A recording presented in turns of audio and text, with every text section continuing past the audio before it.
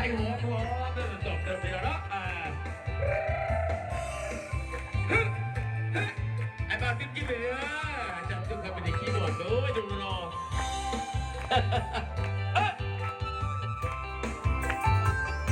ก็อยากจากลาโชคชะตาลันพาต้นจาก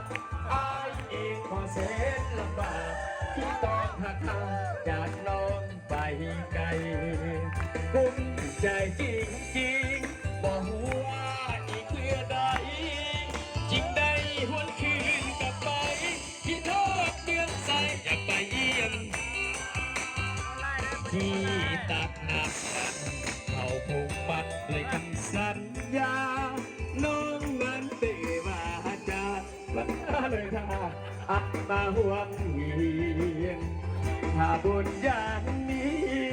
ขอให้มาอยู่คู่เคียงอายเองเป็นบ่าวทางเวียงพานอนห่วงเตียงผู้สาวเมืองใสเกี่ยวพยาขอบใจหน่อยเด้ออายุดีมีแหงเดี๋ยว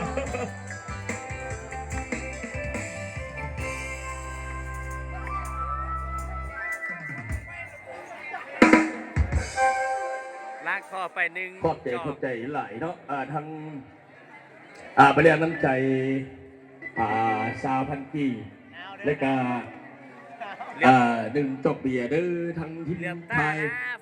ทีมเพื่อช่วง4,200เฮาเนาะสนับสนุนนำเงินเพื่อช่วงบ้านเฟสทีม2ขอเสียงทีม2ขอเสียงอยู่สายนี้มาทีม1อยู่สายทีม1ขอเสียงเด้อ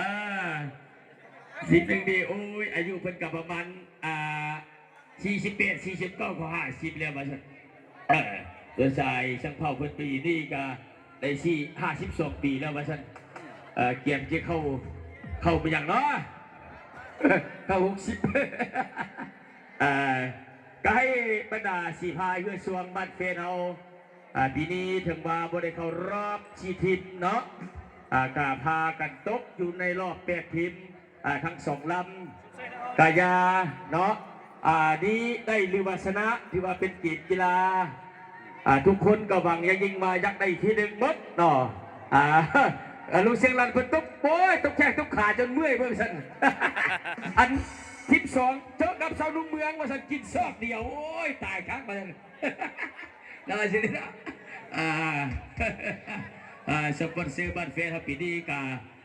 มักหน้าลายตาพอสมควรปีต่อไปก็หวังยิงว่าบ่ให้ปลาให้ทีมเนาะเคียงบ่าเคียงไหลกับบรรดาเฮือช่วงเนาะเป็นที่ของประเพณีเอกลักษณ์ของชาวบ้านเฮาก็คือชาวบ้านเฟนเนาะแต่ละปีการมีความสามารถเก่งกล้าญาติได้เนาะประเภท1ประเภท2ประเภท3แต่ละปีนี้ต้องกินเพิ่มเป็ดทีมกระยามันเนาะโดยโอเคปีหน้าเขาจะติดเทือใหม่